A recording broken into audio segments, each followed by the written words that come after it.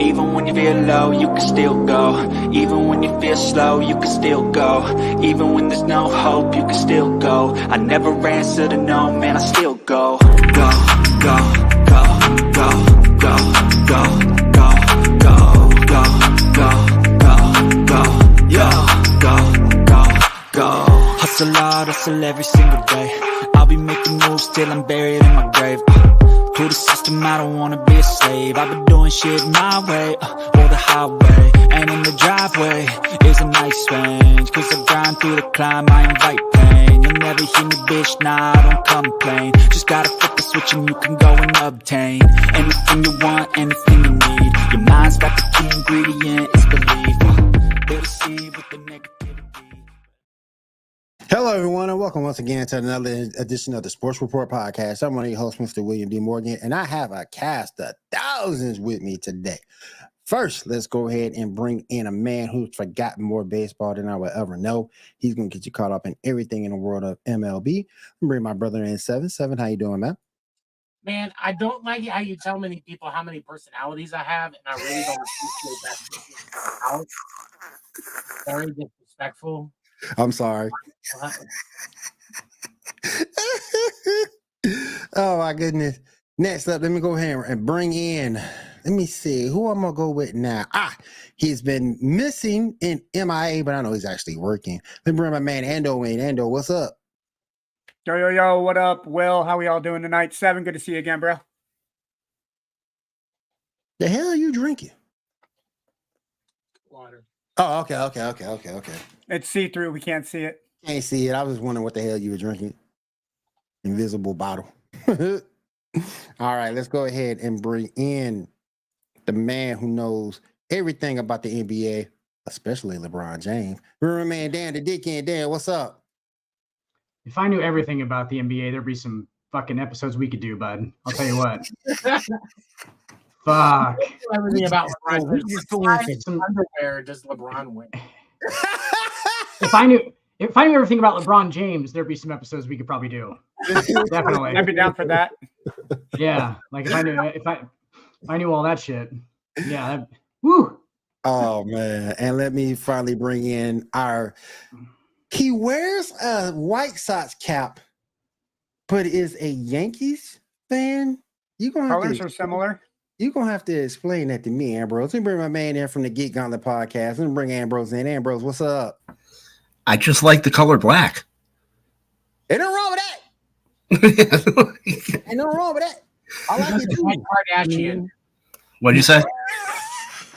I said you're a white Kardashian. But speaking of LeBron James, did you guys the news just broke now? Did you guys hear it? What happened? He wants to retire with more rings than Michael Jordan. So starting this season, LeBron at the halfway point at the All-Star game, he's going to be taking his talents to the WNBA. Damn. Damn. Wow. He's going to play for the Sparks. He's going to play for the Sparks. He was influenced by the comedy classic called Juwanna Mann. And he figured that would be his best path forward to finally settling this debate. Is his new name going to be Lebeth James? Is that what it's going to be, Lebeth James? He has not chosen a name yet. I think he's going with LeBronia. Are you misgendering LeBron James? Sir? Sure, why not? Why not? Her, be respectful. But I mean, I don't know how sound this strategy is. We thought it out. Because it's really hard to fake an injury when like someone 2 feet shorter than you runs into you. You definitely there's plenty of time for this. It's really hard to flop in a situation. He definitely couldn't flop in the WNBA. That is true. That is true. The WNBA is taking 3 players out with him. He'll be like, I can't play, coach. I got cramps. They'll be like, we all have cramps, LeBron. You're giving me a cramp. You're killing Dan over there, man. You're killing me. Pop off. I'm just trying to stoke the fire. You're killing Dan over there. All right, everybody. Before we get started, I just want to announce our new partner. Our new partner. I've been given permission to go ahead and announce this. Alta Energy is our new partner, guys. So definitely head on over to Alta Energy. Those guys can get you up and going for any activity you got going, football, basketball, keep you going in the video game realm. Andrew, you know how that is. When you need that game to feel. You know how that is. Ulti, it's got the good stuff. Yeah, it's got the good stuff. We definitely head on over Ultra Energy. Look them up on Facebook, YouTube, and Twitch. They are there, and I will have links shortly. All right, let's go ahead and get started in the world of baseball with the 7-inning stretch. Let's go. I want to be the best in the game, invest in my name, check no restraints, I'm obsessed with the pain, I ingest, I retain, assess and I change, possessed by the thought I'll be free one day from society's restraints. All right, 7, you have the floor, my friend. What we got going on? So the Texas Rangers beat the Arizona Diamondbacks in the World Series last week at 4-1. Diamondbacks actually in the second game of the World Series, they made it look like this was going to go to 7 like I had expected, and then just completely fell apart when they got to Arizona. Kudos to the Rangers for the work that they did throughout the postseason. They won 11 road games straight. First time it's ever been done in the modern format of the playoffs. The Rangers were the 5th seed in the American League. The Diamondbacks, the 6th seed. And they made it a series. We got some damn good baseball. Because even though there was some separation, they were all still good games. Cody Bellinger won MVP of the World Series. Congratulations to him. Cody Bellinger. Yeah. No, Corey Seager. Yeah. Sorry. I don't know why I was thinking Corey. Both former Dodgers. Both former Dodgers. Yeah. Corey Seager. 2020 title team. Corey Seager won his first legitimate, not bubble, MVP in World Series. So, congratulations to him. No, We're not going to start with that shit now, too, huh? You respect bubble championship. Respect bubble championship. Oh, that's not shit. That's a legitimate fact. That's not a World Series. That's a Fisher Price World Series. Yeah, no. I say it with LeBron's title in LA. They didn't even play a half a season. Little League players go through more than the Dodgers. No. Did they play all the games that they were supposed to play that the schedule allowed? Okay, then that's it. It's a legitimate championship. It's not like the players just arbitrarily decided they didn't have to play all the games that year. Yeah. If that was the case, then we could put a question mark next to it. They played all. No, they should have just canceled the series. That's not legitimate, man. Come on. I was just like, it's just such blatant cheap shots that I'm gonna let it pass because I know that they got to get this out of the way, and then that's like the kid that brings wine coolers to a party. No, it's not the same thing. It is. Ambrose, give me a reason why it's not the same thing, please. I'd love to hear a reason why it's not the same thing. Because literally every other team that's won a World Series has played 162 games. You don't give other teams a chance. Okay, how many? Why do the bubble playoffs matter? Pandemic year.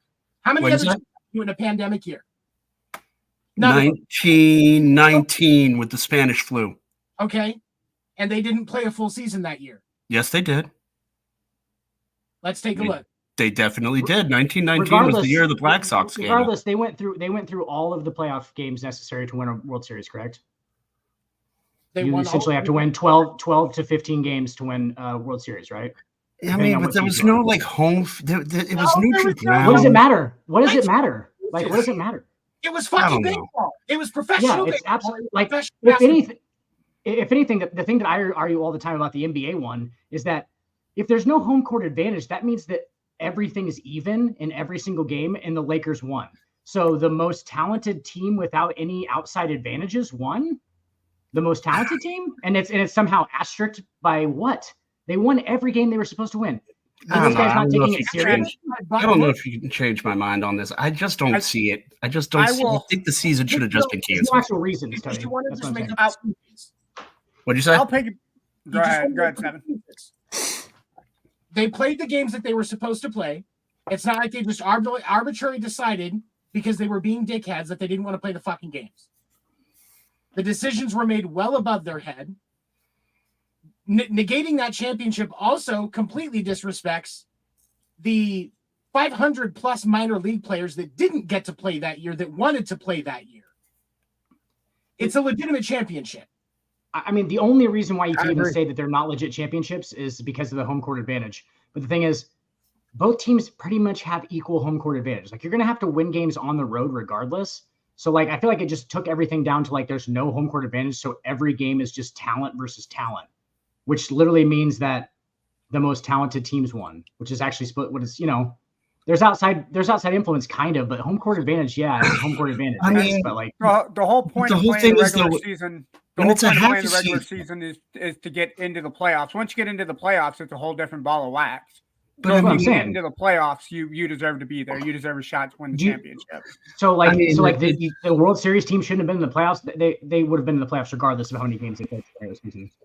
The Dodgers would Nah, there's a lot of teams that do well in the first half of the season. There's a lot of Orioles teams where if they had a 60-game season, they would be in the playoffs. Are we sitting here and saying that 2020 Dodgers team would not have been in the playoffs? Really? How do you know? They had 60 more Jesus games to play. fuck. People could have It gotten doesn't hurt. matter. They just You're played just less making games. excuses. It's just Yeah, there's no actual reason. There's no actual reason for it. For why those should be asterisked. the Half other asterisk on them. the other piece that was announced.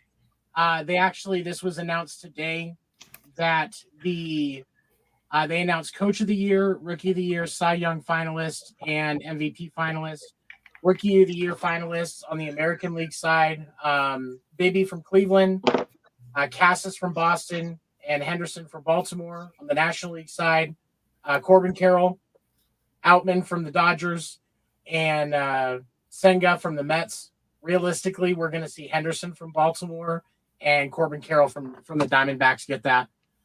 I mean, Baltimore won 101 games, and he was a huge part of that. So if he doesn't get voted, it's dumb. Plus, his name's Gunner, so you know his parents drink Busch Light. Well, and Gunnar was actually one of the highest rated rookies this year, but he was definitely a clutch part of that Orioles team, both offensively and defensively. If you take him out, I'm not saying they don't make the playoffs, but they definitely don't win 101 games. Oh, definitely not. No. Yeah. And manager of the year on the AL side, you got Bochy from Texas, of course. Cash from Tampa Bay. Hyde from Aaron Baltimore. Boone. Yeah, no. Wasn't Aaron Boone? Oh, No, it wasn't Aaron Boone. He fell a little he did short. great. He did every time they stepped on the field. He did great. Hey, Tony, I'm Aaron- pretty sure they had an over 500 record. Pretty sure they would have won the NL West. I mean, as Sorry, the NL Central. They would have won the fucking NL Central with that record. as the manager of let's not dog the Yankees. as the manager of the former Washington Senators, Bruce Bochy should definitely win the manager of the year. I mean, I don't think he can. Yeah, you won the World Series with Yeah. Texas. Well, and What do you do? definitely some recency bias with that.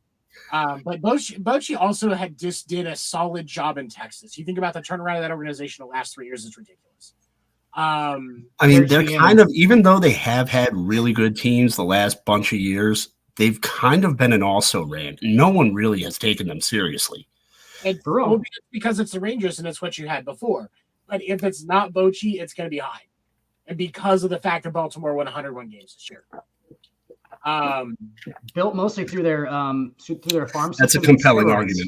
argument. And that's the thing, is because of the fact that a lot of it came from their farm system and not playing money ball semi-decently until the All-Star break like you got with Cash.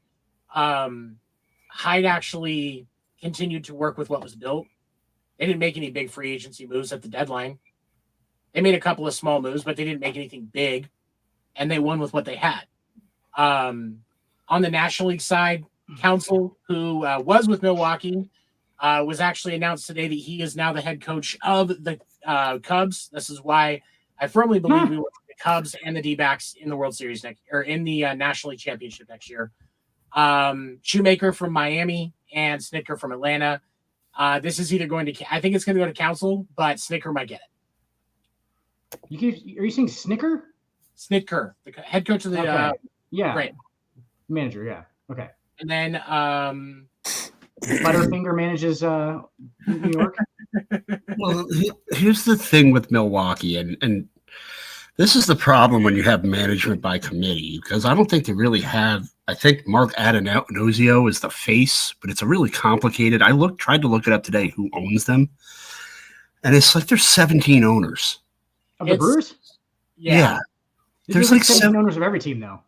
No, but like there's 17. Like it's weird. The structure is weird, and this is why they The- keep losing good managers because you don't know who to negotiate. Yeah. with. Nobody knows who's paying who. Yeah. And I think it's one of the reasons why Council went to the Cubs is because when you're the skipper of the Chicago Cubs, you're the skipper of the Chicago Cubs. But there is an organizational problem in Milwaukee. Is why they can't get any consistency going. And It's so like- I don't blame him for not wanting to stay. It's like, yeah, the Yankees have like 25 owners, but the Steinbrenner family owns 51%. So Yeah. the buck stops There's there. an owner. And there's nothing more limited than being a limited partner of a Steinbrenner. Right. Like, You don't even get a voice. Yeah. You just get collective check, and that's pretty much it. What's theirs is theirs, and what's yours is theirs. On the Cy Young Award finalists for the American League, the person I think will win it, Garrett Cole. You also have Gausman for Toronto and Sonny Gray for the Twins. On the Yes. National League side, Gallen, Snell, who I think will win it, and then Logan Webb. Yeah, I think you're correct on both the winners there, and that probably should be both the winners. It It's should. way closer. It's way closer in the NL than it is in the AL. Actually, it's not. It's actually not. Snell's ERA is like almost a full point ahead of Gallen's. okay. Well, yeah, yeah, Snell was a beast. Snell, Yeah, and Snell finished the last six or eight like a starts. savage, Snell was fucking like a ridiculous. savage. Yeah, I remember that. I watched like the start of that streak, and he was just fucking locked in, dude. He just had everything working. But I mean, Garrett Cole, I think Garrett Cole's a pretty cut and clear one if you watch, because he was the only thing that the Yankees had that was consistent, like the whole year. That's all they have is Garrett Cole just going out and just shutting people down. I think that statistically, Gausman, I'm probably saying that wrong. Kevin Gossman. Yeah. Gausman. I think Gausman was actually close statistically, but I don't think that his work had as much of an impact on the Blue Jays as Garrett Cole's did for New York. That's why I lean to Cole over Kevin. Who votes? What's the voting structure for the Cy Young? Fucking Baseball. writers. Yeah, it's the The writers? So, Then Garrett Cole's not gonna win because the writers don't like to vote for the Yankees. the writers like Garrett Cole though, because do. Garrett Cole interviews really fucking well, and that's why He's a serial killer. He's a Yankees pitcher, but he's very likable, like Judge. Like you can have an interview with him and you'll get the substance that you want, and so the writers will lean into that. Yeah. I think we should ban the writers from everything except for writing. I mean, they'll also lean into that, 16-3 record and 2.84 It was like, ERA. Whatever. yeah, Yeah, they'll lean into that too. I mean, Won it's like- 16 wins on what was the worst Yankees team in how many years? Yeah, that was this is Worst the Yankees worst team in- Yankees team easily worst since Yankees- the early 90s. worst Yeah. Yankees team in early 90s. I don't know about that. think- Like the worst one? well, because Since I said since, not worse Yeah. than No, since. I know. last season that Buck Showalter was the skipper in New York. Last season he was the skipper. They made the wild card. That was a wild card. Okay, so Yeah. And the next year they started winning World Series again because Buck Showalter left. So it would have been before Buck Showalter then, wouldn't it? Yeah, I forgot who was even the manager. I remember like we signed Danny Tartable, Yeah. and that was awful. And Pat Kelly was our second baseman, and we had Andy Stankiewicz. We had players that the Expos didn't even want. Which is, I mean, pretty bad. Yeah, I hate the Expos should bring back. They should bring back the Expos though. Actually, I think That whole scheme is fucking awesome, dude. when You don't have to put it in Montreal. they're gonna put it. They have a plan for I think it's the old plan they had, and the Bronfman family who own the team will pay the franchise fee. They'll regain ownership of the team. They want to put it in downtown Montreal. It's if you look up, there's a website called ballparksofbaseball.com, and I'm pretty sure it's the same. Obviously, the other plans were from like 20 to 30 years ago, so the stadiums would look different, but it was called Labatt Field. It was an open air stadium, Nice. which would probably run into the same problems that Minnesota runs into in early in the season. I was gonna say that's the only thing is for those northern teams, you need to be able to close it off, because especially if you get into playoff baseball, that far north you will have snow. And the Expos with like a covered stadium too, like with their name and the whole, it's the Expose. It's like it would just be cool if they did like the whole World's Fair thing, because that's what their name is based off of. Expo Center be the name of their stadium. I mean, the problem with Olympic Stadium is that it was a retractable roof, but it was built with such haste for the Olympics that the cables broke, and then they had to close the roof off completely. Right. Like that tower that's on top of it actually pulls the roof up, and it was an open air stadium, but it didn't work half the time, and they just left it closed. They will get a new stadium when they get their expansion. And just go back to that fucking those pinstripes and the fucking blue and red. Yep. Blue and red M and everything. Just go back to that old school fucking retro shit. That'd be awesome, dude. They'd have the coolest jerseys in it. Yeah. And oh god, it would be great if they moved to the NL East and played Washington every year.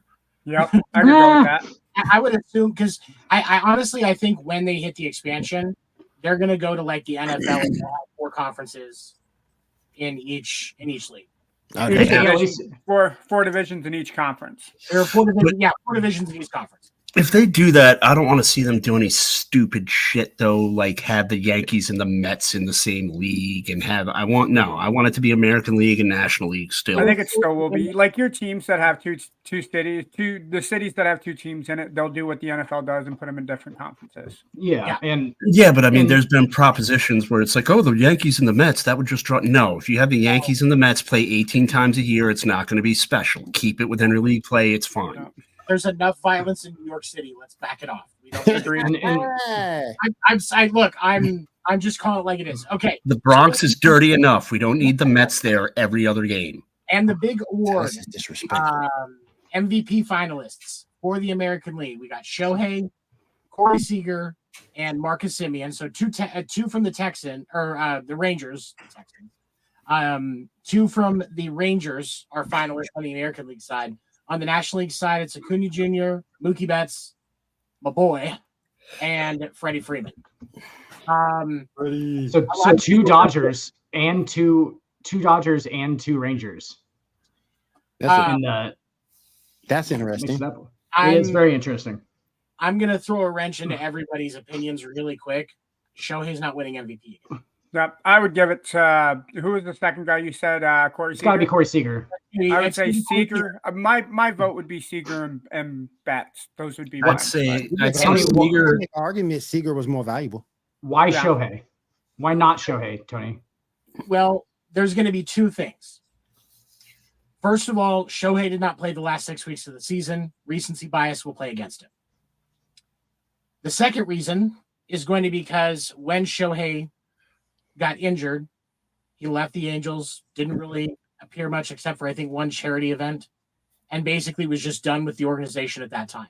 Now, us normal fans that all know how bad of a situation that was, we would not hold that against Shohei. Writers would. But the writers absolutely will and have before for other players in similar circumstances. Yep. Unfortunately, you got to lower your expectations. It's not going to be Shohei. And it's also, as great a player as he is, the Angels sucked. Yeah. And it's not his fault. But if your team is sub 500, you're not very valuable. If your team is sub 500, even if you want it. Well, yeah. They gave it to him last year because he was MVP last year, wasn't he, for the American League? Yeah, I believe so. Shut your mouth. Aaron Judge was. Shut your mouth. Oh, that's right. It was. Okay. Before I thought. Aaron Judge broke that one record. Been around for a while. Yeah. Okay. Yeah. The Angels haven't been a playoff team this whole time. Why the fuck is Marcus Semien in this group of 3 guys? I can name you off the top of my freaking head right now. I can name you 3 better candidates. And Luis I- Robert, yeah, Julio Rodriguez, Yep. and maybe I can name you two, but I can at least name you two guys that are fucking I better. would I would honestly put. How about Adolis Garcia, his teammate? There's three. Well, but good. I don't know. Garcia wasn't as hot in the regular season as he was in the postseason. Fuck, he wasn't, dude. He hit 39 homers. He hit Right, 265. Right, but he hit 265 Marcus Semien hit 276. Why isn't Bryce Harper nominated? because Bryce Harper's an asshole. Dude, Bryce Harper. Hey, Bryce Harper rarely plays during the regular season too. We see Well, he didn't playoff. play in the preseason We very see much, fucking or playoff postseason Bryce either. Harper. I mean, should Angel Hernandez should be nominated as an MVP for all those teams he helped win? Right. Yeah, But I think the only lock would be for me. The only lock would be Acuna, because for an MVP, to me, you have to. How good is the team without him? And without Acuna, that Braves team is not the same. that and But they're still pretty fucking good. they're, They're still pretty fucking good, but they're not the same. they're not, and that's the thing. Right. And that's why I lean towards Acuna, because look at the deal with Mookie Betts and Freddie Freeman. Okay, that lineup is so stacked. You can take either one of those players out, and they still win that division. You take Acuna off the Braves, they don't win that division. Yes, I think they do. No, I mean, they were right there as it is. dude, that lineup's ridiculous. That lineup's ridiculous. I mean, yeah, Ronald Acuna is the best player in it, but like, I mean, Matt Olson hit 50 home runs. He could win that division. They could without him. He could. You mean to tell me without him in that coaching? You mean to tell me they still wouldn't win that division? They're a Sorry. wild card team, but they're not winning that division. Yeah. No, not against Philly. Not against Philly. Yeah. Nope. Not against Nope, Philly. that division. Yeah. Mm. Okay. Maybe Well, I mean, they that's- do better than the Marlins. Yeah, and like I said, they're a wild card team, and I'm not knocking the talent of the Braves at all. What I'm saying is they did not win that division without Acuna, and I think that's why. For those who don't know, by the way, Ronald Acuna went 40-70 this year. And 40-70. and keep That's in mind, unheard of. That's Ricky Henderson didn't even do And that. hit 337. I can't really tell. 337. That's I'm just wearing my Betts jersey right now, and I'm still taking Ronald Acuna Jr. over Mookie Betts.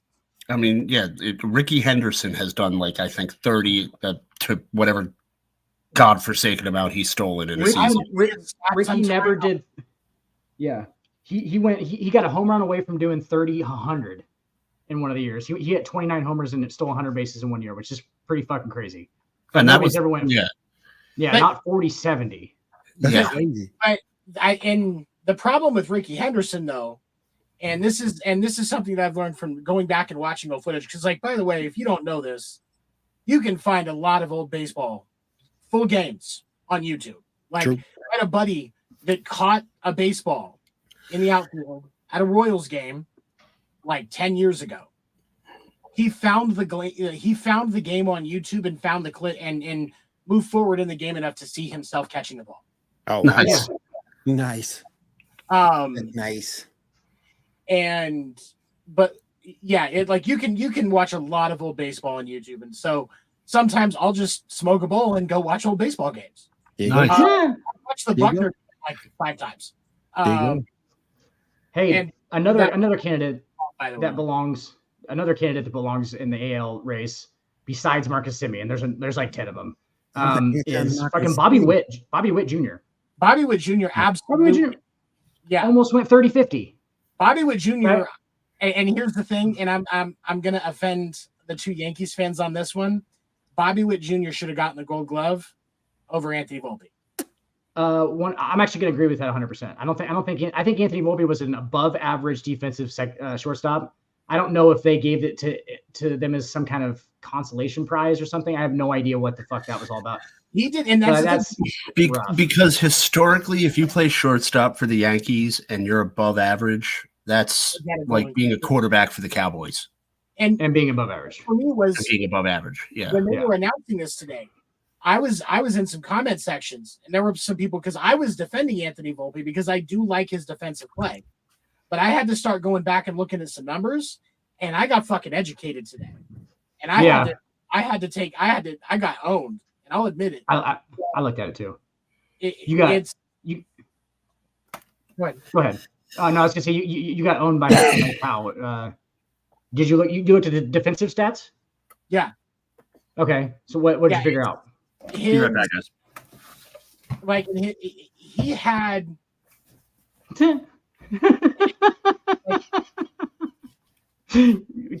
Tony missed it. Both of them did. Both of them did well. Both of them missed I'm it. about to do it myself. Oh my god! Yes. I'm about to do that myself. I'm not even looking. Dude, you just missed it. I have a feeling I know what happened, and I'm just not even gonna look. God damn it. We have these rules, guys. I'm sorry. We have rules on this network I'm for sorry. a fucking reason. It's so good. You missed it, or We you'd be need to laughing add the Weaver rule thing back to our fucking intro. What? Do we need to- God damn it. Now he's in timeout for a minute. He can sit his Yankee What? fan ass down there. Gary asked, "What did I miss?" I was watching the game on my TV. What did I miss? What's up? Are the Chargers Chargers up still my right? function. Yeah, Chargers are up 17-6 end of the third quarter. That game about over. Okay, and But then then it's the Chargers, so let me take that back. I honestly, Take that shit back. if the Jets win, they have sole first place in the AFC. But if they lose, it stays in Kansas City. Yep. And fuck the Jets today. Like, Dude, the Jets are 4-3, Still, 5-3. So they go Still. 6-3. Oh yeah, I guess it would wait, no, tie. no, they would have They're a half a game within first if they win. Half a game of first within the Dolphins. division if they win today. Yep. Okay, yeah, because isn't And like I Kansas said, City it's the 7-2? I think. Chargers. It's the Chargers, so it can happen. Kansas City 6-2 or 7-2?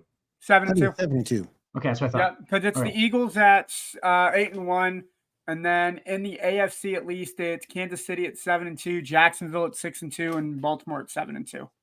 And Hey, the rest of the AFC North is the wild card picture right now. Oh, absolutely. Yep, absolutely. Okay. Everybody's bunched up together. One final thought. The Boston Red Sox announced the hiring of their new president of baseball or chief baseball officer, running baseball operations, Craig Breslow. He helped construct the amazing pitching pipeline that the Chicago Cubs currently have. He is a disciple of Theo Epstein's, and he has also pitched for the Red Sox. He was on the 2013 World Series championship team. Craig Breslow knows how to win. In the press conference, he said that he did not think that there was going to be financial limitations on him being able to build a winning team and get Red Sox back to being a competitor. So there is a lot of hope amongst the Boston fan base right now that we may be in the upward trend. John Henry was at the press conference for the introduction of Breslow, but it was Sam Henry, his brother, who was on stage with Breslow instead of John Henry. John Henry was off to the side, and when a reporter tried to ask him a question, he just waved him off. John Henry, please, for the love of God, sell the Red Sox so that the fans can actually have faith in their ownership again. You're a piece of shit. Just go. Sincerely, 7. I just wanted to say that. Sincerely 7. Sean Casey. Such a smattered applause. It's like, Comedy. So yeah, it's a club scene. There we go. Just for Ambrose. Why? What happened? Hey, something. You happened. That's what happened. What? You did. We have You did. a rule. You did.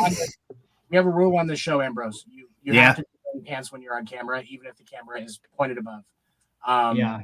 You don't need to see your It's the butt. Stephen Weaver rule. It's the Stephen Weaver rule. I don't wear pants. Oh, yeah. We saw the plumber's crack of America. That's not bad. Edit that out. And Ambrose just became a sex symbol. How the hell we gonna edit it? How the hell we gonna edit it out? This is live. Now we suddenly have 118 live viewers. If you see what it says, if you're part of the Geek Gauntlet, We're celebrities in Bangladesh. All right. We are for real. We are for real. They love us in Bangladesh. I don't know why. I don't know what Ambrose did to make that happen because it wasn't me. They're still waiting for Kat and Janae's feet pictures. That's what's up. That's what they're waiting on. That's what they're waiting on. That's what Kat and Janae's feet pictures. That's what they're waiting on for real. They're gonna keep. Hello, we are waiting for the feet pics. Can you please stand up? We are US mail. 7-Eleven. Do you want to slap? Anyway, Polaroids. I mean, there must be some like DC Comics fans or something there. yeah, I'm like, yeah. that's where they're all hiding. If I pull the numbers right now for Geek Gauntlet, you'll see Bangladesh. We're hiding in Bangladesh. I don't understand why, but we are. Ridiculous. That's so fucking ridiculous. It's crazy. Awesome. We can go over there right now. We can go over there right now and be superstars. Start to be like, Ambrose, you take a red eye over there and we'll catch up. all right. Go and investigate the scene. We'll be right after. But, strange. Thanks for getting everybody caught up on the word of MLB 7. Okay, so what are we talking about? The Red Sox? No. Now, hey guys, over under 6 hours it takes Ambrose to get mugged in Bangladesh. That's what we're gonna start taking. We're gonna start taking bets. I'm gonna over take under. the over. We're gonna be like, oh, that guy. Excuse me. 3.5 times. I think you're talking to someone who can fake a heart attack really well.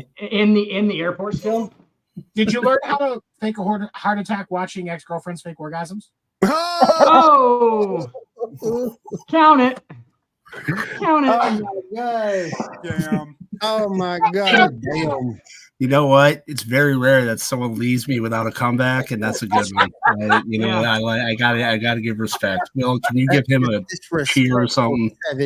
I don't know. Seven, I don't know about that. Have you? So disrespectful. Seven, I don't know about that. Have you seen Ambrose's sausage fingers? I mean, those things are.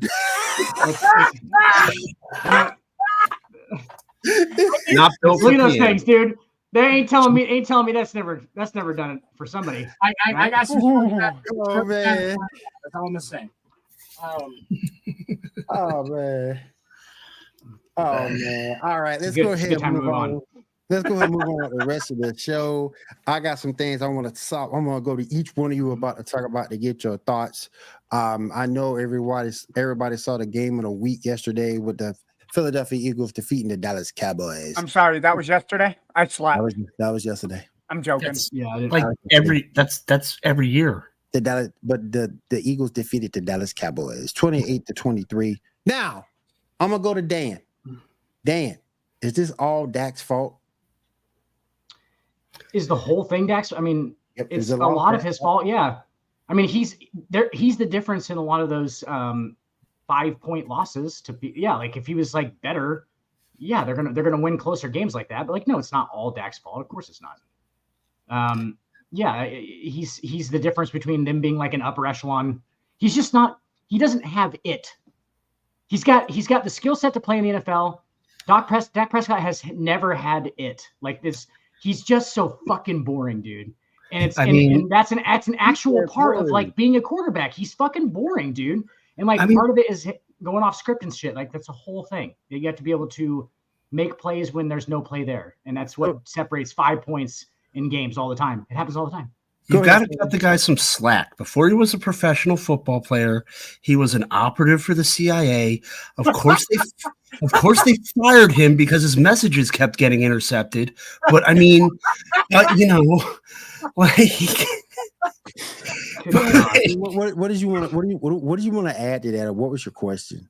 So here's the thing: the last play that fell short and kept them from winning. Was that Dak's fault? Absolutely. But the entire game, it can't. Dak was 29 of 44 for 374 yards and 3 touchdowns yesterday. He outplayed Hurts. He did outplay Hurts. He also got sacked 5 times for a total of 41 yards of loss, and he still had his team in this game. The Cowboys defense allowed the Eagles to score 28 points, a lot on the ground. This is more on the Cowboys D than it is on Dak. So it is not all on Dak. Did Dak? Realistically, I wouldn't say it's all on him. He did have a good game yesterday. I just think it's easy to blame him because he rarely has a game like that.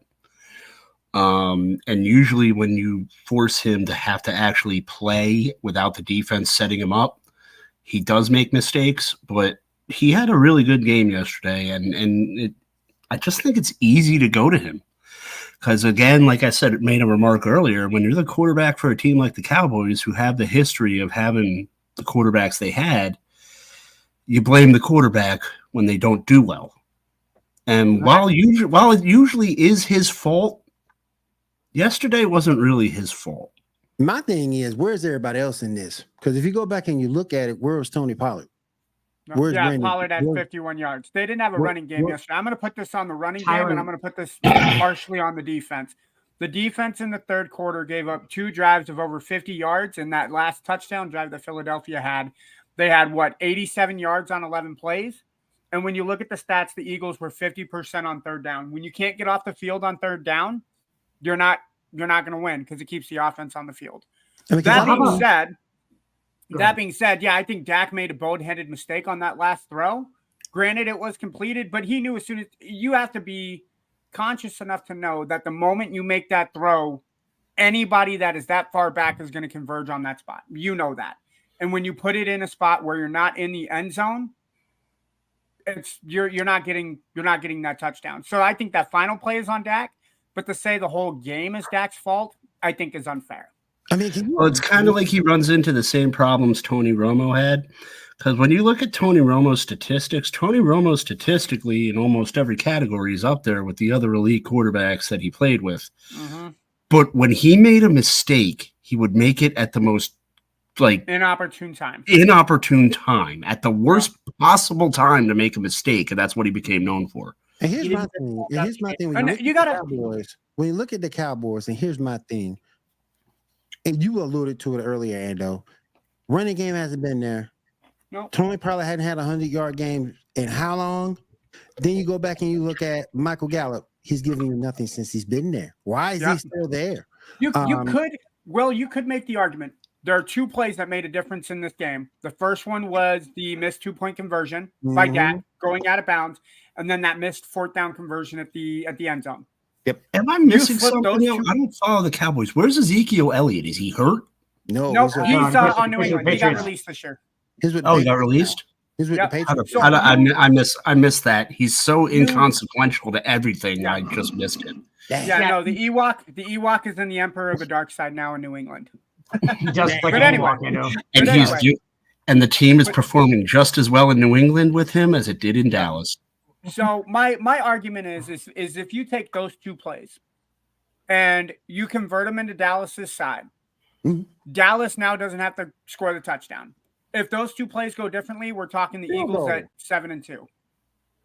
So I can't say that the game is fully on Dak. Do I want to? Yeah, I'm not a Dak fan. I don't like the Cowboys, but I'll give the Cowboys their credit. I mean, they played a hell of a game against what you could say, and probably is the truth, that the Eagles are the best team in football right now.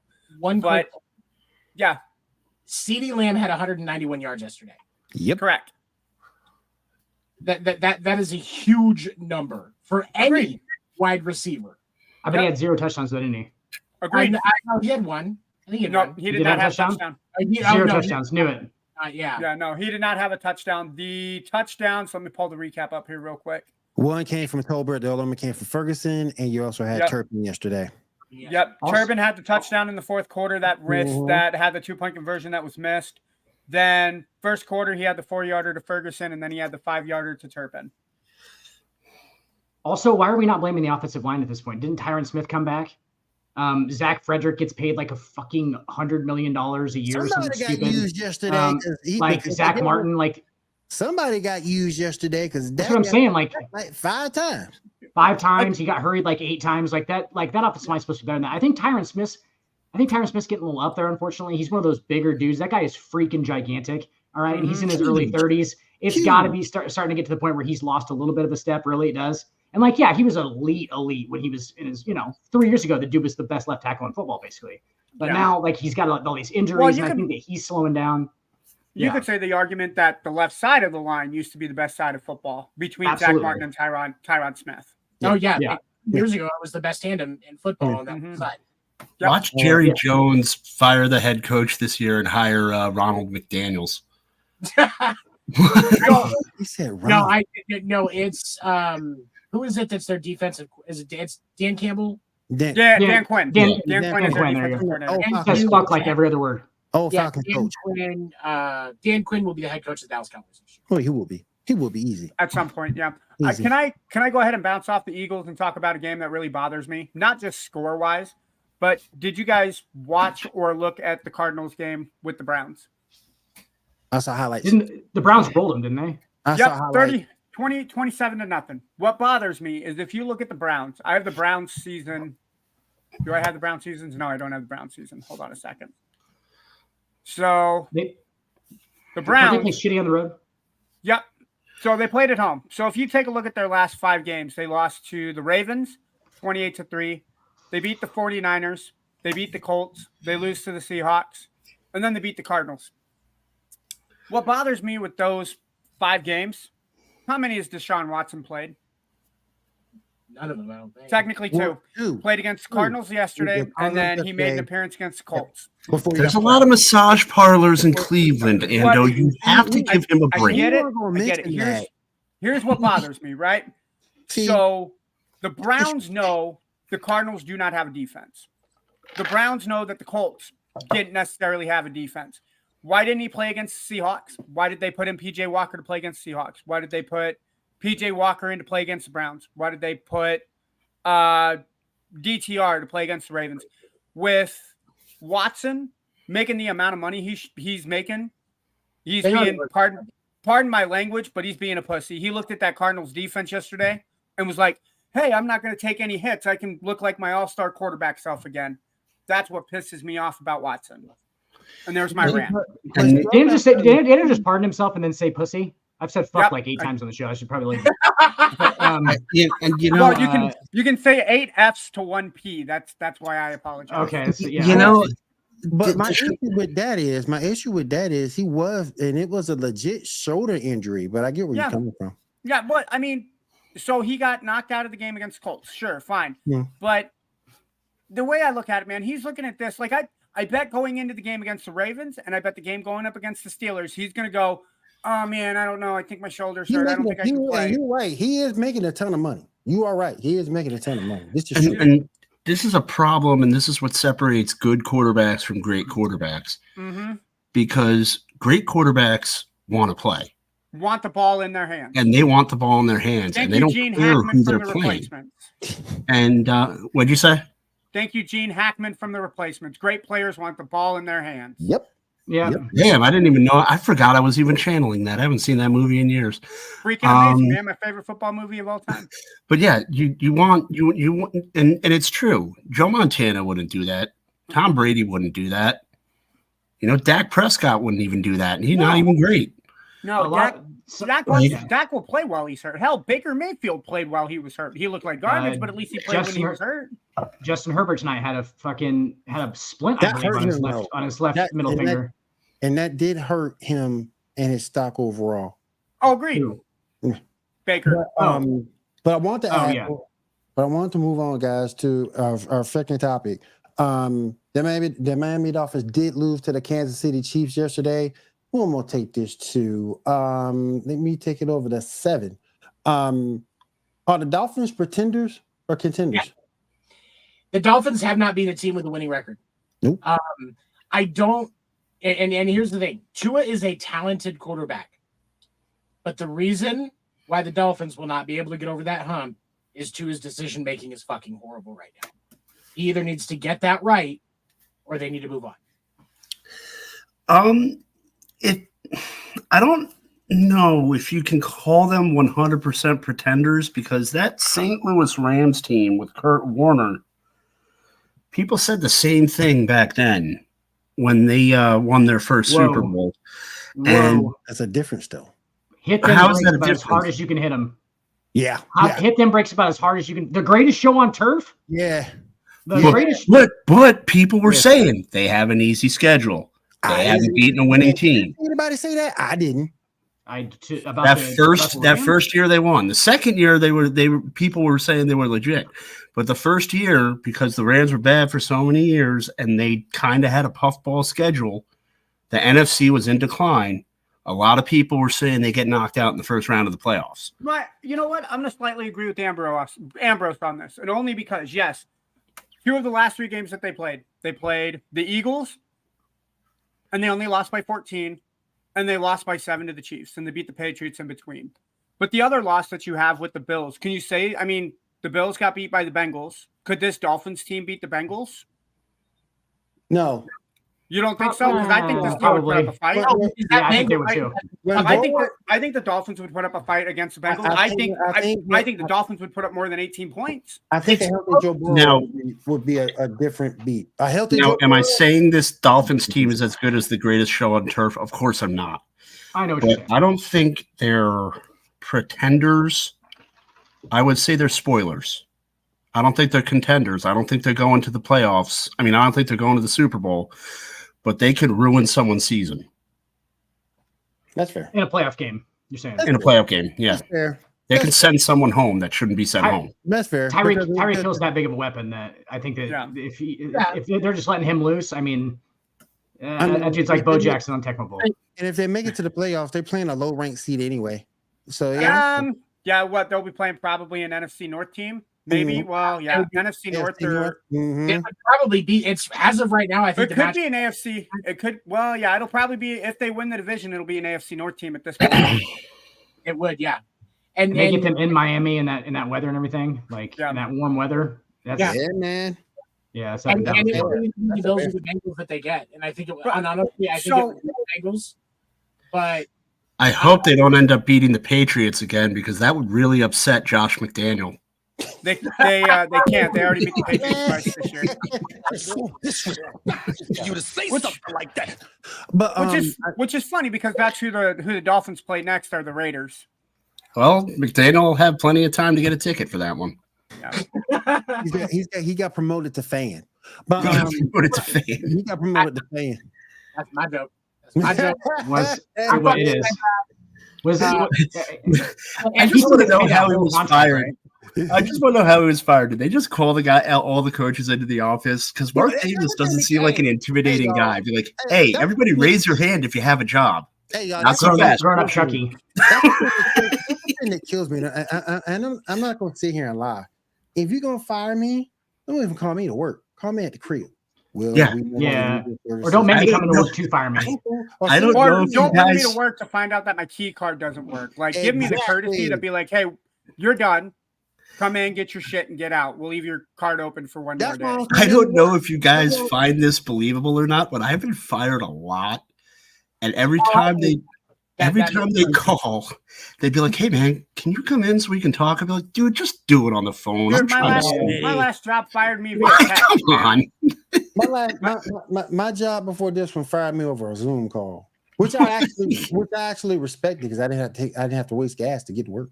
Well, that's fine. Yeah. I can take that. Dan seems like the type of guy that would get fired, show up to work, and flip the middle finger as he cleans out his locker. Yeah, I don't get fired because I quit. Yeah. I just quit before I know I'm going to get fired. So I just wait. I just get the whole out of the way. He cleans out his locker and shits in it and then leaves. That's what. Yeah, I can see. Yeah. And now I'm not allowed in Tennessee. All right, let me ask y'all. Out of all the games that happened on week 9, what was the worst loss? To watch or just kind of as a fan in general? As a fan in general, what was the worst loss? It was painful to watch that Giants team play without a quarterback. And now that Daniel Jones is down with the ACL tear, and I don't know how long Tyrod Taylor's out for, you can make the argument the Giants say, screw it, put in Tommy DeVito and start tanking for Caleb or Michael Penix. I'm picking him up in fantasy, psych. 7, what was your worst loss? For me,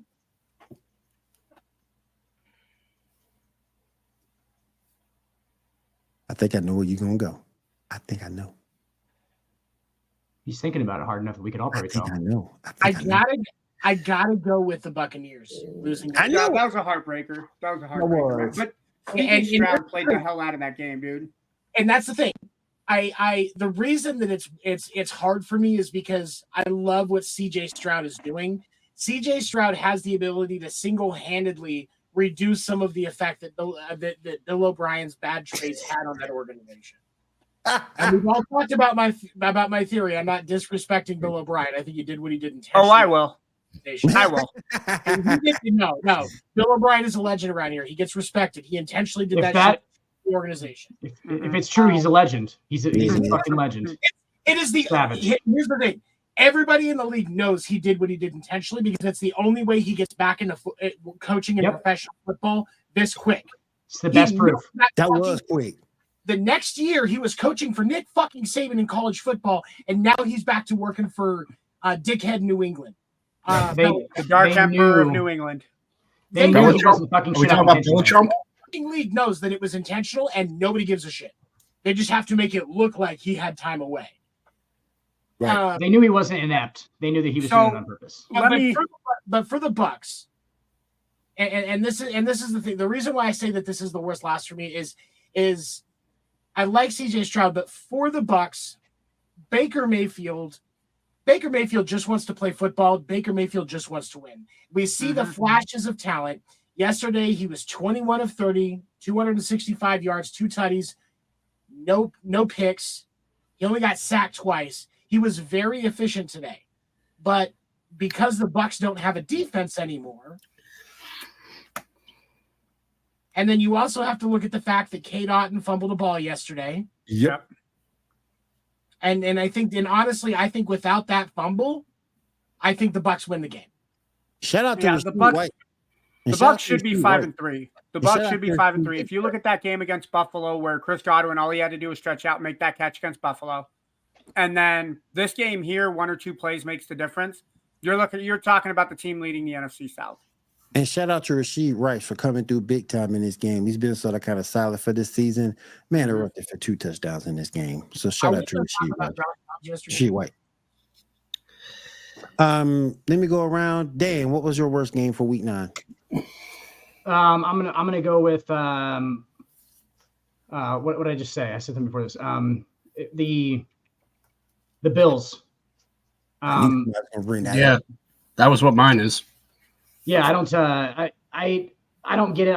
You guys know I'm a huge Josh Allen fan. I think he's top 5 quarterback in the NFL. I think talent wise he's top 3. I think if you're gonna just look at guys on paper, he's definitely top 3. There's not a. I mean, Patrick Mahomes and Zach Wilson, right? Exactly. That's what I'm saying. Like not behind Zach Wilson. Okay. Yeah, that you got that. Talent wise, as far as like if you're gonna look at guys on paper. Because I mean, but I know that doesn't really matter because this obviously there's decision making involved. But like, I think he's still top 5 just his ability to run the ball and stuff. I don't think that they're necessarily. I think they listened to a lot of the fucking shit that people were giving him for fucking running Josh Allen too much. Get the fuck out of that shit, dude. Start running Josh Allen more. That's that's part of the game, dude. You are not gonna break that dude. I'll tell you that much. Really. He's built like a brick shit house. You don't have a running game without Josh Allen either. So by having Josh Allen run the football, it opens up Cook and it opens up what's his name? Number 28. Yeah, Latavius Murray. Yeah, it opens up Murray. So you need to let him go because by doing that, it opens up the field for everything else. When Josh runs and when Josh is able to be himself, the Bills seem to run a much more efficient offense. But here's my thing, though. You just signed Leonard Fournette to the practice squad. So this thing, I think, with James Cook, this experiment with Cook might be over because you thought he was going to be that lead back. No. Now you bring in Leonard. You bring in Leonard Fournette, who's going to give you more? Who's going to be a better? I think he would be a better runner between the tackles and can catch the football just as well as James Cook. So he can't be a runner between the tackles. He's as wide as the entire offensive fucking line. Who, Fournette? How can you rely on your running game like on Fournette right now? He's. Don't get me wrong. Leonard Fournette has had some solid years. I'm not disrespecting the talent that man has. Did you not see the video? I've seen a lot of videos, and most of them on Pornhub, but it doesn't matter. Anyway, but for me, with Leonard Fournette, he's old. He likes gumbo, dude. He's from Louisiana. Fuck off. You can't. that's and, true. That's true. Oh, I bet he hangs out with Jamarcus Russell. Hmm. The you disrespect. can't. Just you so can't think you're going to bring your running game back. Didn't Marcus if you're Russell die? relying on fucking Fournette. No, Like, I think Russell's still alive. Yeah, Yeah, he's alive. Who's that NFL guy that the quarterback that died? Because he got hit Dwayne by a Haskins? truck or whatever. Haskins. That's what Haskins, sorry. yeah. Dwayne Haskins. Yeah. Yeah, First my time. bad. I mean, they just played the saying- same, but But I'm just saying because James Cook isn't getting it done right now. Do they need to use Leonard Fournette? Absolutely, but he's not going to save your run game for the Bills, and that's my point. Leonard Fournette is not going to save the run game. To Dan's point, if the Bills want to actually win their division and not be playing on the road through the entirety of the Run the damn playoffs, football. they need to let Josh Allen run the damn football because when you That's don't his let him game. run the damn football, he throws more fucking interceptions. That's his game, dude. The play like action, he's- the RPOs. Yeah, the RPOs. He's Yep. not a drop back and throw it 50 times a game passer. That's not who he is. He has I a don't really think- strong arm. It's accurate sometimes. But if he has bigger windows, like play action windows to throw into, because he's running RPOs and he's running the football and he's getting outside of the pocket, then it's way better for him. Like that's his game, dude. It's not they're expecting Josh Allen to go back there and do what Aaron Rodgers would do or a guy like Tom Brady would do. It's not the same guy. Like that's part of his game. utilize your strengths. They Yes. need to find the spark that they found last year, because as far as I'm concerned, looking at this team, this division with New England on the decline, the Jets unexpectedly lost Aaron Rodgers. The Dolphins are, they're not. The Dolphins are who we thought they were. This was Buffalo's division for the taking, and they lost. And last year they looked complete. They do not look complete this year. They don't. But they don't. To be fair, first of all, and I got to give Josh Allen props on this. Yesterday, Dalton Kincaid out targeted Stephon Diggs yesterday, 11-7. Shout out to that. So that looks like there might be some change coming through that way. Second, let's also not forget they did lose their best two defenders this year. Yeah, Matt Milano and Trey White. Yep. And I love Matt Milano. Oh my gosh. You did lose your two best defenders off this team. So, it's not like you're not coming in behind the 8 ball. But I get what Dan is saying, because you have to do whatever it takes to move those chains, and you have to run the football with Allen. Definitely go ahead and run the football. But yeah, and if you take a quarterback and you try to alter his game, I mean, that never makes them a good. That never ends well. It makes them worse. Look at whenever someone tried to change Brett Favre's game, he'd suck. And there's a ton of pressure in Buffalo to take care of that huge investment that they're making in Josh Allen. You know what I'm saying? They don't want Josh Allen to be injured. So like now they're literally between a rock and a hard place as far as like, do we run him and then people blame us for like running him too much, so he's hurt now, and then he get his career is shorter, or they're just stuck in a weird spot. How about make him do what made him the money in the first place? Yeah, exactly. Like they should look at the Eagles teams from the late 80s and early 90s and see that when they cut back on Randall Cunningham running, the team sucked. Yeah, it's because they didn't want him to get hurt. So let the quarterback be the quarterback. The game is the game. He could get hurt stepping back and getting hit in the wrong part of the leg. I just don't think you're going to hurt him that much. And here's the thing.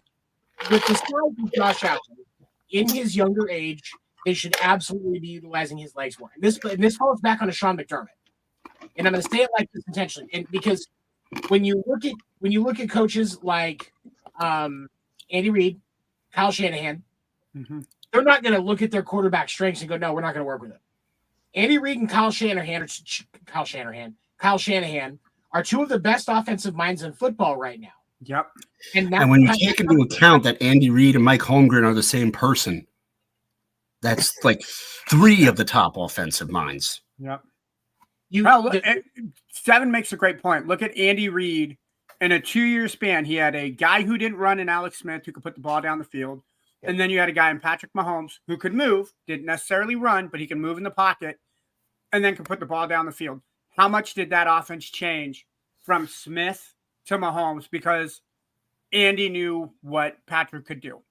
He plays to the strength of the players that he has. Exactly. So, And Sean McDermott is not doing that right now. but okay, how much of that is McDermott versus Dable? Because Dable was the offensive coordinator that was calling the plays This is true. when Josh was playing well. Who's the offensive coordinator now? Maybe his hands are tied because Sean doesn't want Josh to do that. Doesn't McDermott call the plays now? I think McDermott does call the plays on offense. And I'm also he's kind of the starting to offensive coordinator, right? And I'm Yeah. also starting to question: is McDermott that guy? Is he that guy who can? I don't think he's that guy that can get you over the hump. He No. can get you Clearly to not. a certain point, but he's not the guy that can get you over that hump. Well, maybe. Bills- I mean, the Bills were 13 seconds away from beating the Chiefs. I mean, since Yeah, Mark but- Levy retired, they have had a really hard time filling those shoes. Here's my thing. If the Bills had kept Brian Dable when he was like, "Hey, I can take this other job," they'd have been like, "You know what? To stay, we'll let McDermott go." If they keep Dable, Ooh. that is a Super Bowl team. And I say that as a Chiefs fan. If they had kept Dable and made him a head coach instead of letting him go to the Giants, where he is currently getting fist fucked by a bad deal that was With no given. Vaseline, by the way. And an incapable quarterback room at this point because you're not going to win anything with Tommy DeVito. No, you're not. If Dable is still Hey, in Buffalo, Why am I funny? Don't be Tommy disrespecting DeVito, that man like that. hey. Don't be I'm sorry, don't disrespect who? Tommy DeVito and the Giants who threw 9 negative yards against the Jets. Don't be disrespecting that man. That man, you know, he might win. He might win the war of your heart. He go out there. Hey, He go out there and try. Are we Wait. talking about the same Tommy DeVito, Will? He go I'm out there. talking about Tommy DeVito from Goodfellas. No. That's Danny Ando. DeVito. Ando, at least he No, it's Tommy DeVito. It's Joe Pesci's character. No, Ando, It's he's not terrible. DeVito. He's terrible. But how many backup quarterbacks we seen go out there and don't put up no effort at all? That's No. true. No. That's true. At least you know he went out there, gave it his best shot. He just did. Wait, he played better than I could have. Facts. So Me Yeah. too. So you know. why I don't play football. So you know you've seen worse out of backup quarterback. Yeah, he could have been Nathan Peterman. Oh, the Peterman. Peterman. I know, and I know you remember that game. He threw every interception. Every 5 different kind of interceptions in the way. first half against the Chargers with the Bills of all teams. And who was the Yeah. quarterback that replaced him? Tyrod Taylor. D. And the D. Simone, West- Ambrose. And D. the Simone. West- Oh, I thought it was DeVito. It was Danny DeVito's name in Goodfellas. Tommy D. Simone. Oh man. Can Adam Pierce, and I'm gonna go to our Raiders fan. I'm gonna go to Ambrose. Can Adam Pierce, Antonio Right. Pierce. Antonio Pierce. Can Antonio Pierce go ahead and straighten the Raiders ship? Can he go ahead and bring some legitimacy to that ball club? You know, I'm not. It's only been one game. It was against a Pittsburgh caged Giants. deer at this point. Yeah. So I mean, but I will say they put up 30 points on the Giants defense when they couldn't even. They barely put up 12 against the Bears. So the needle's moving in the right direction. Does this mean he's going to completely turn it around and they can turn into a playoff contender? It's like I said, it was one game against a team that is severely wounded. So it's really, really hard. But to say, but he was a smart guy on the field when he played defense. He knows the game. He studies other teams. He's diligent. So can he turn them around if that's the question? Yes, I absolutely believe that he can turn the team around. What does it say? Hi, my name is Giants. I believe, but with the damage that Fuckface did before him, he dismantled that. It was a playoff team 2 years ago, and it got dismantled. And so now Antonio Pierce has to assume the responsibility of rebuild. And will Mark Davis have the patience with him to rebuild? Adult Chucky. I mean, because let's face it, Mark Davis does not look like a smart guy. Have you ever Looks like seen the adult meme? Chucky? It's like a grown-up Chucky. Like, The Chucky doll grown up. have you ever Mark seen the Davis. meme where he's sitting there and he looks sad and it says like Mark Davis looks like a kid who was promised chicken nuggets if he didn't shit himself in school? So I will say, I don't think this is entirely McDaniel's fault. Do I think McDaniel's takes the grenade? I will. Yeah. I will 100% say. I don't But think you also can. got to look at the Look, fact, if- guys. You can't blame him for some of the things that happened. This The is Henry Ruggs, partially. the this Henry is- Ruggs situation. You can't necessarily That look wasn't under McDaniels. We made the playoffs that year. But I'm just Yeah. saying, you can't look at him as that for that issue that happened. You couldn't look at him for that. But with that I'm not- issue, we I'm made the not- playoffs. And that's I'm what I'm gonna- saying. They took the special teams coach, made him an interim coach. Oh, We lost our head coach. We Oh, yeah. lost players to injury. We Mhm. lost our best wide receiver, and he still managed to make the playoffs. And we were a bad call away from beating Cincinnati. I blame two people. I blame two people for this. I blame Mark Davis for pulling the trigger and getting John Gruden out. And then I blame Dan Snyder for putting the blame on John Gruden for the emails. No, I blame. Gruden's not even in the equation at this point. Yeah, Gruden should still Gruden said stupid shit. Agreed. He's not even in the equation. Okay. I blame Mark Davis for not giving Rich Bisaccia a chance. Agreed.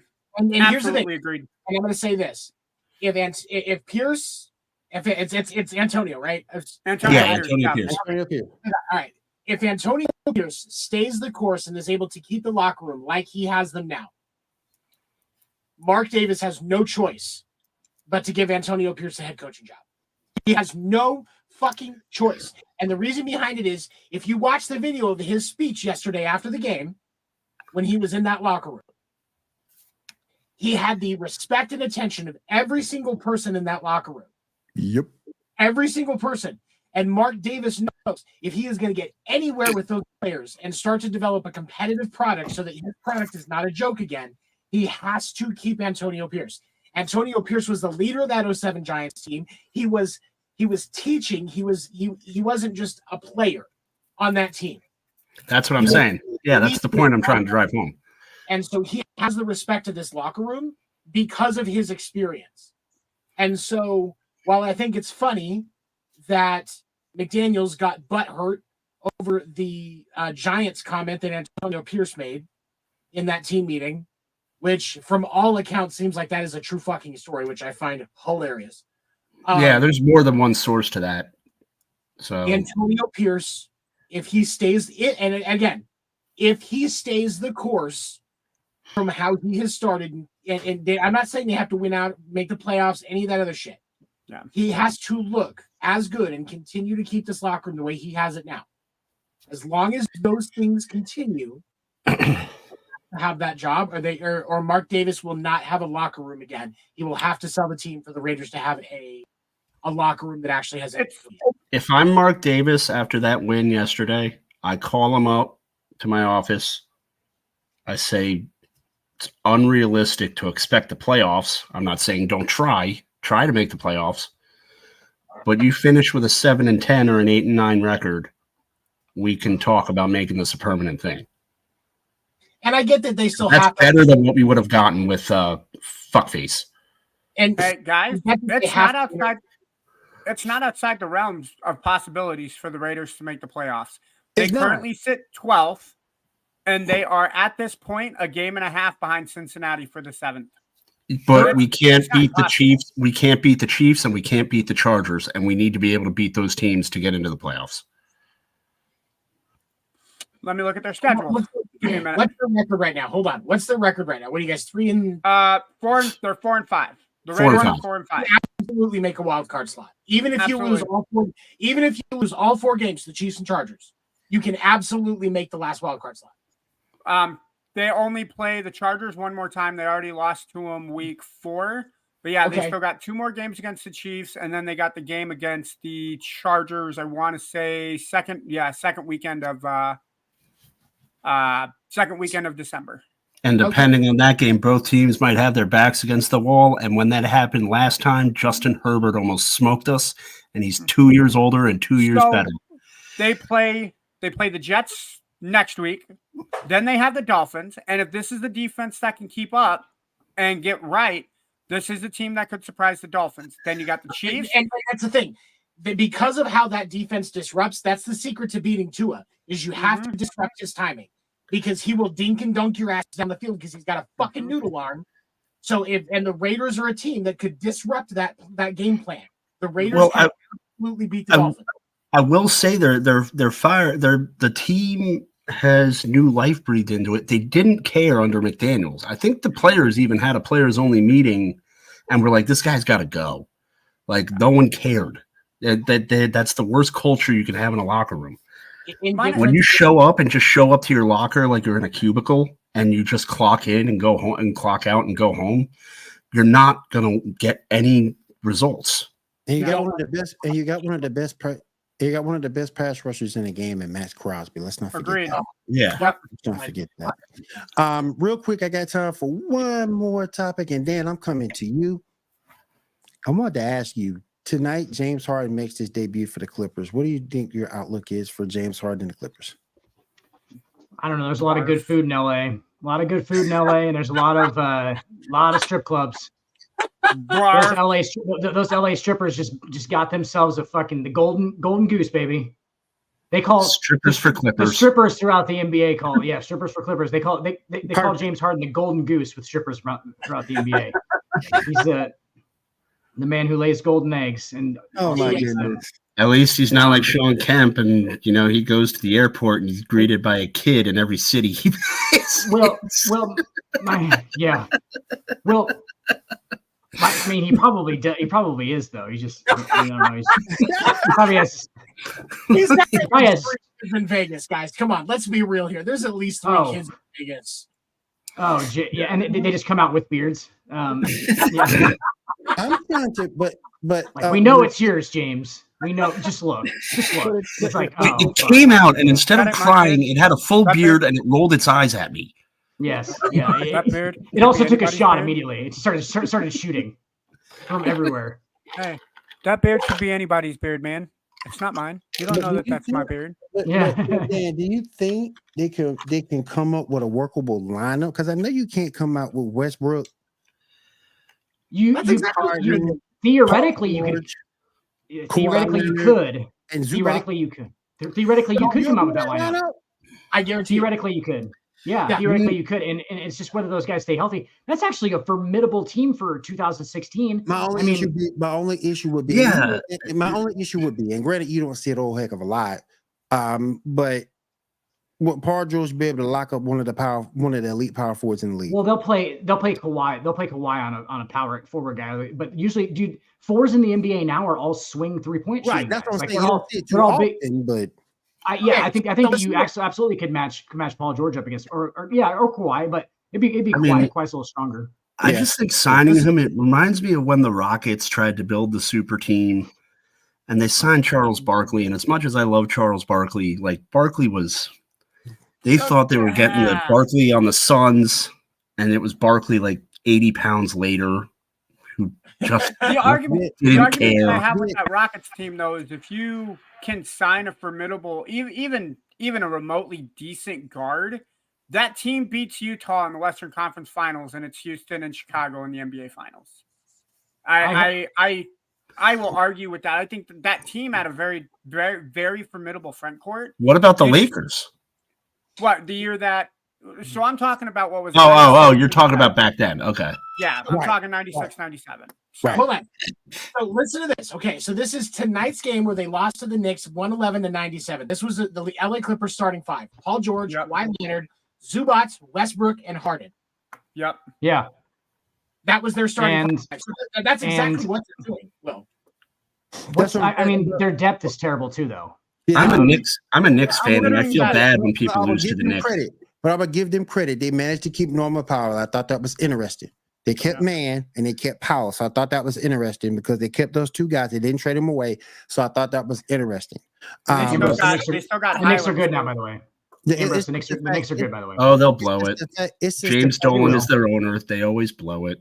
It's just the fact that, to me, against like an Anthony Davis, or and even though I don't care for him, Karl Anthony Towns. I'm just thinking that might be a mismatch that would be exploited on when Anthony Davis would. Yes, you're right. Well, Anthony Davis would definitely exploit that matchup like quite a bit. Sometimes he's just going to step out and take fadeaway jumpers though. But like Karl Anthony Towns is a 7-foot 3-point shooter at this point. Karl Anthony Towns won a 3-point shooting competition. Like that's what that guy does now. He's the biggest 3-point shooting wing in the NBA, basically. So like he's like for real. So like yes, Paul George or Kawhi, I think could honestly match up with him because he doesn't take it in the post. He's not going to punish those guys. Like it's not. But like I think that's most of what the NBA is now. Is those fours that switch out. No more like counter in the post. Yeah. My concern with it would be we know Kawhi has a history of taking games off. We know James has a history of taking games off. If Paul George gets hurt or if Russell Westbrook can't stay healthy, I'm with Will. You don't have any depth on that team. So you're starting 5. 4 out of your starting 5, maybe scary back in 2018, 2019. But if you don't have the depth, it's not going to do you any good. Well, I think you take Powell and you take Powell and put him in the starting lineup to take care of exactly what you're talking about. Honestly, yeah, that's Nolan Powell's a good player. Yeah, he's a good player. Personally, for me, I would bring Zubac off the bench and I would start PJ Tucker in place of him and run a smaller lineup. That's small ball like a motherfucker, dude. That's agreed. You got nobody over 6'8". I hate PJ Walker too. I hate him. I can't stand that dude. Corner threes. Here's my thing, and I think there's a lot of people that are looking a little too deeply into this Clippers lineup. Because here's the thing, that is a finals winning capable lineup in 2014. Yeah, but now super team. That is a super team in 2014. But now that is a team to sell tickets because the Clippers don't give a fuck. It's all that lineup at this age with those players and tell me you're trying to build a finals competitive team. You can't. But they're all healthy, Tony. They could make a run into the playoffs. But here's my other issue. You're dealing with a bunch of ISO players. Yes. Yeah. Exactly. That's my other issue. You're dealing with a bunch of ISO players. For real. When they were younger, that's why I said 2014. When they were younger, this is a solid team. They're going to pass. They're going to lead the league in assists, probably in points as well. I'm like, and I mean that legitimately. Right. But now that they are going to have the same problem with the Clippers when it comes to trying to win, getting into playoffs, and actually trying to make a push that they had in Brooklyn. It's going to be the same fucking problem with James Harden again. I mean, I think the Clippers as a whole have an identity crisis, and I think you could put the best team possible together on the LA Clippers, and it's just the culture there. I don't think that team will ever win anything until they move out of Los Angeles. The culture has changed, though. Because they are – it doesn't matter. You're constantly in the Lakers' shadow. You're still – move back to San Diego. All times. They're not in the Lakers' shadow. If anything, they've ascended from it. They've won the past 11. Exactly. They won the past 11 out of 12 last games against them. Jack Nicholson ain't going to Clippers game. We'll be honest though. It's always the Lakers in LA. It's always Jack Nicholson is not going to Clippers games. Penny Marshall. Exactly. Their only celebrity fan was Penny Marshall, and she's dead. It's like it's always the Yankees. It's never the Mets. Hey, Will, so just a heads up, the Lakers did beat the Clippers 130-125 on the second to snap the 11-game losing streak. That's what I'm saying.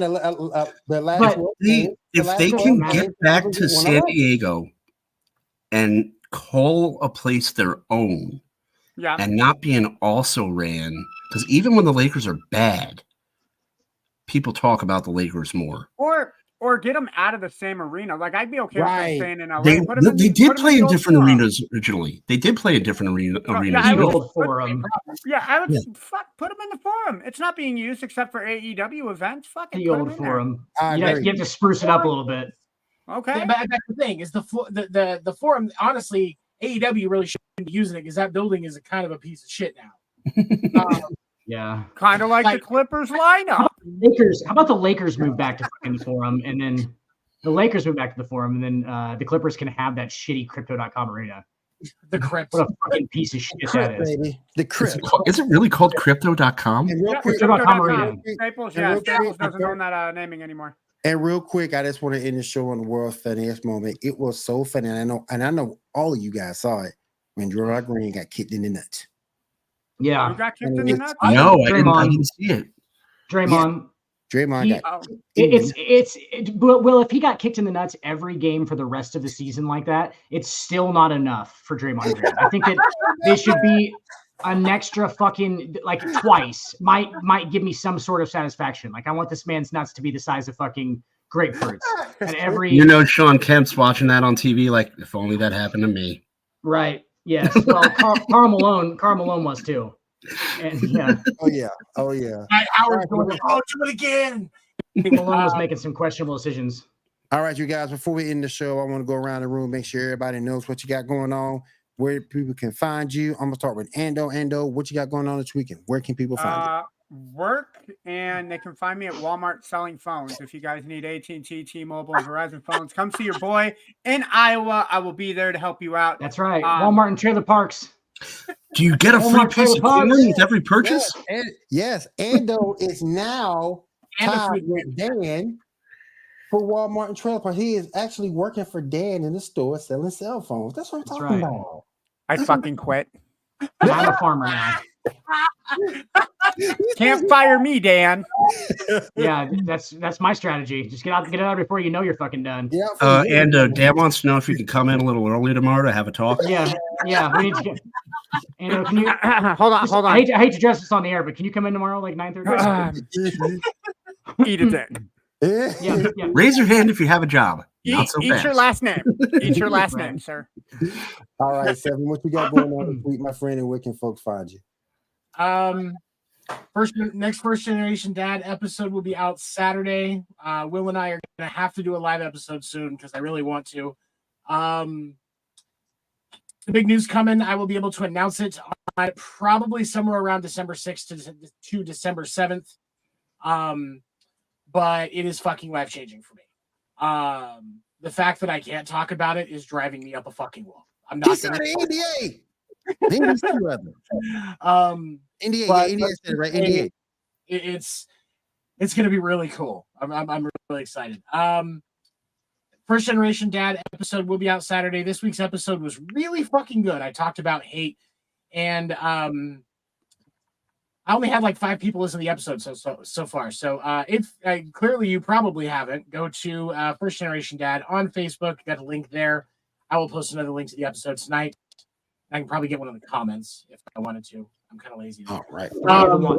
Three of the views have been you, so that leaves 1, 2. Not everybody in this group didn't. Yes, oh god, my Canadian daddy is in the my Canadian daddy's in the chat. Oh, my Canadian daddy's in the chat. He's talking about our sponsor. Oh, yes, Canadian. I'd like to thank Ultra Energy for the sponsor. Yeah. Link where I want to look at that site. Hey, where can I buy Ulti Energy? That's my They boy, sell it at dude. 7-Eleven? That's my boy. Ultisubs.com. Ultisubs.com. Use the code Sports Report. You get 10% off. Yep. Cool. That's my boy G. Little G. And I want to close with Josh Dobbs is a fucking G. Can you imagine?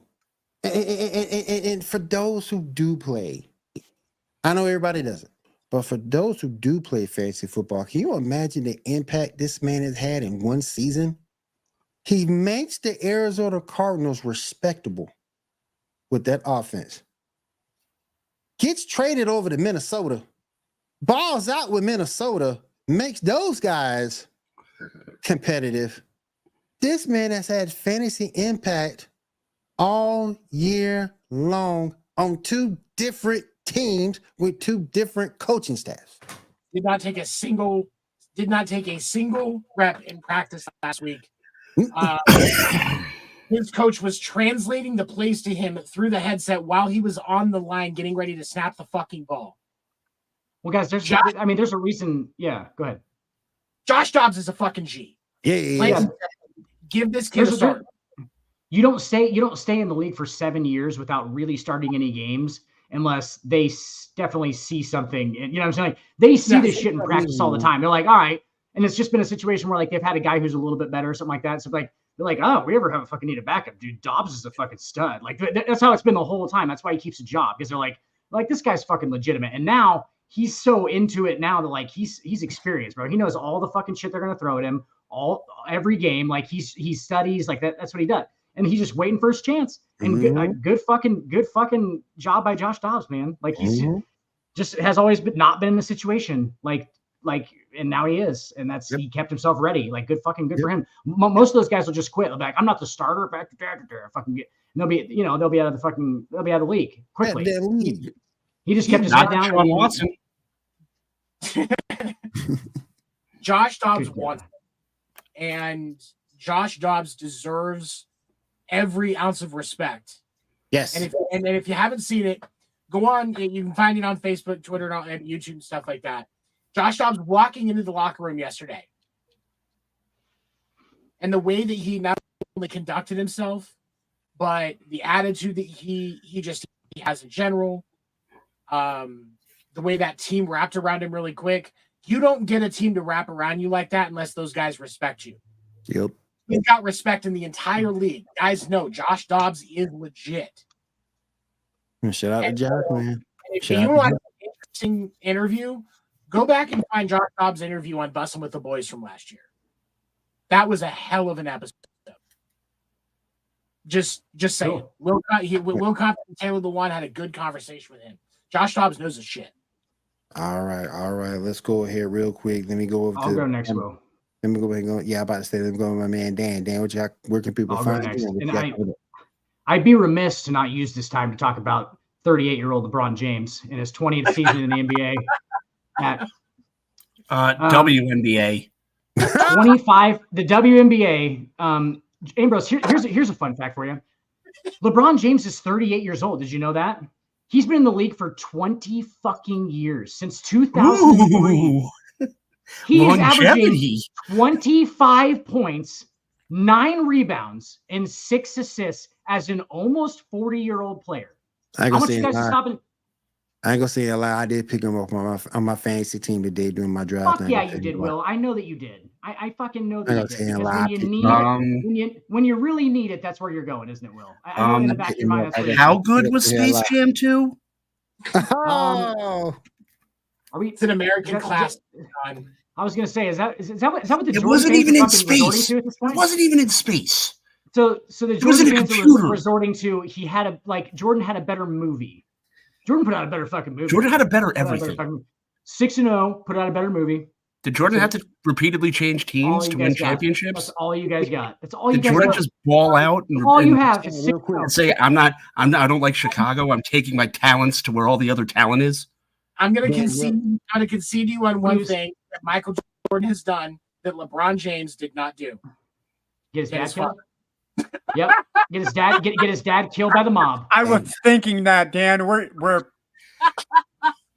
yeah, that's something that. Well, hey, because LeBron didn't know who his dad was, but yeah.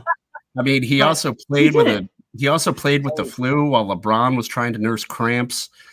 When LeBron was Melania was on her period, she's allowed to feel a little crummy about it. Leave her alone. That's very disrespectful, sir. Disrespectful of a plight that a woman goes through. Juana Man 2, LeBron Boogaloo. It really just proves that strong, independent black woman. She don't need no man. Nothing that he does, guys. That's what it is. That's what I'm trying to prove here. Nothing that LeBron James has ever done or will do will ever take him over Jesus Jordan. It will never do it with Jordan fans. I'll go so far as it doesn't even take him over Kobe. There's not. Oh my good fucking God! I can't. I just. That's why I close with it. I can't do it. I can't tell you what. I can't do it. No, you want to get down to brass tacks. You have one guy to choose: Kobe in his prime or LeBron. Who are you going with? 100%. The guy that scored 81 points in a game, or the guy that flops like 81, a fish? 81 Someone points raises in a jersey. 81 points in a game. 81. Ambrose, you clearly just don't watch basketball. All right, you clearly don't, and I it's fine. Like I hold get on, it, but like fly hit me. I'm in LeBron. Don't watch basketball. You have to. When you actually don't get fouled. Listen. I said, Ambrose, that if you're looking at everything equal, apples and oranges, equal, LeBron's number 2.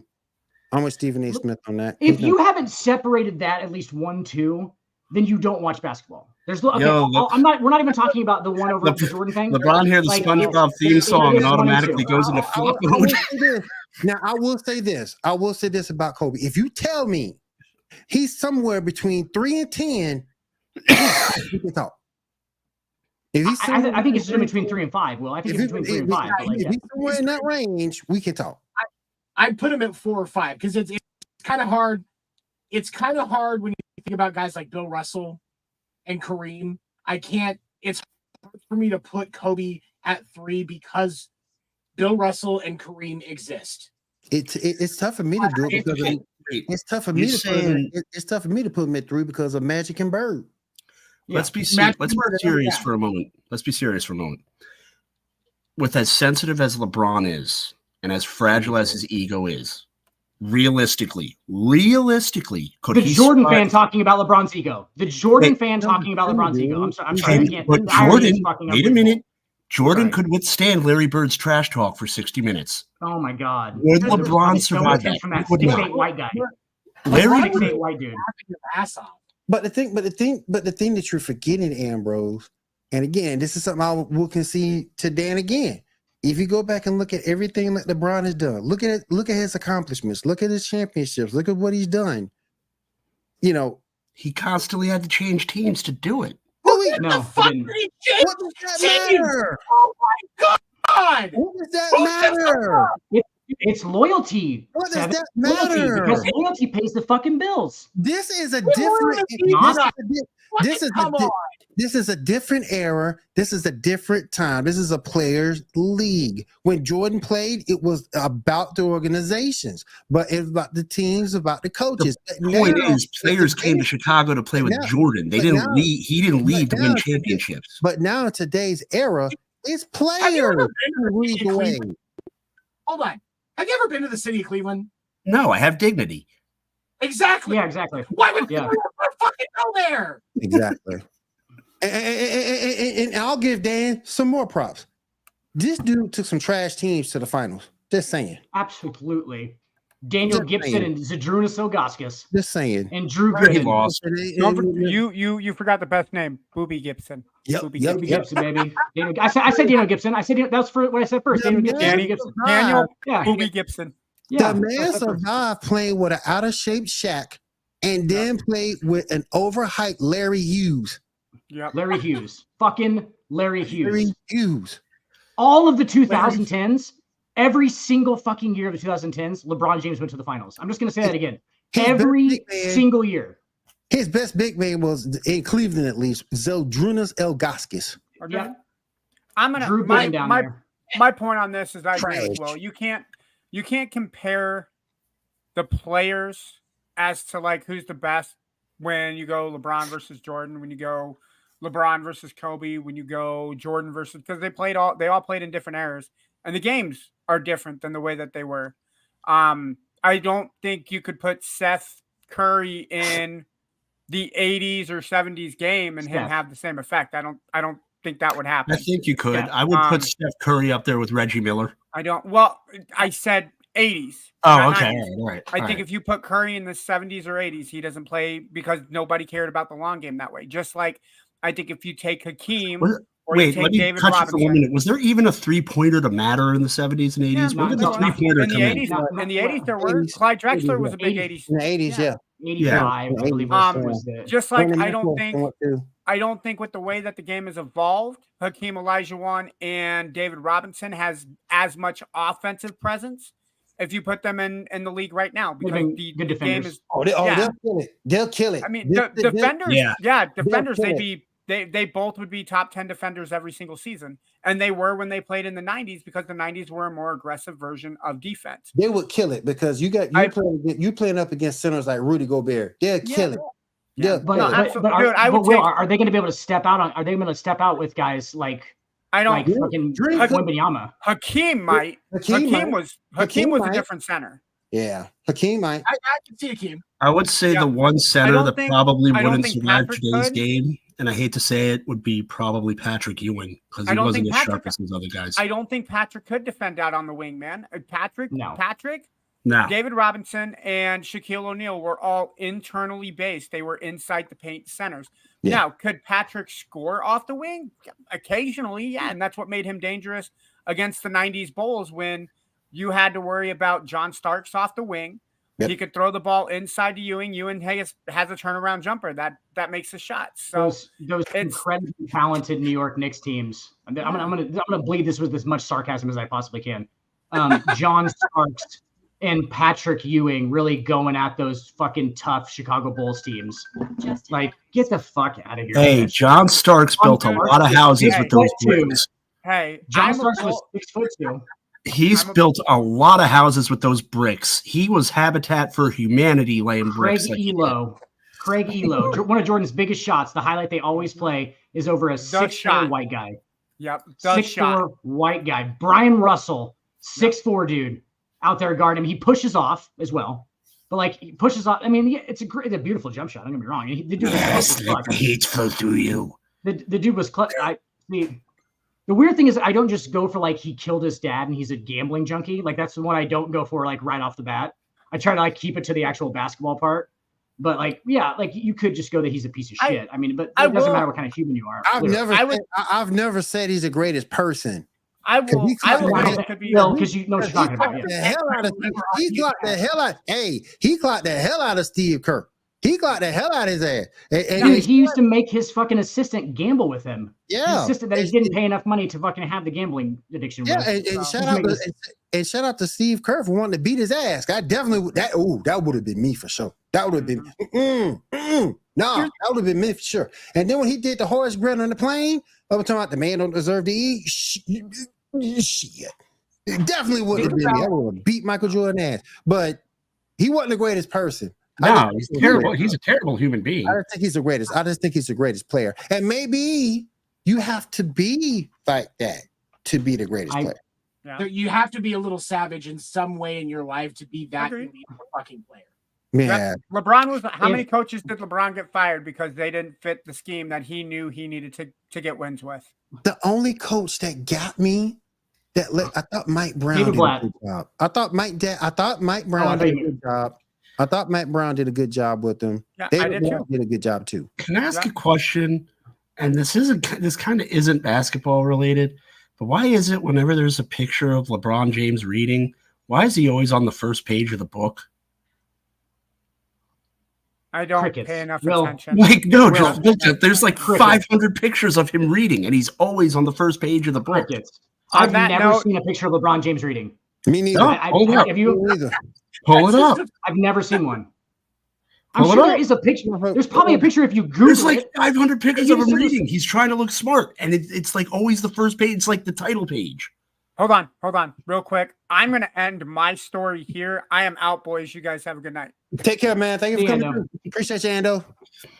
But real quick, guys, let's go ahead and finish up. Let's go and finish it. We're going to go to, oh, damn. This one must be an hour and 45 minutes. Time flies when you have fun.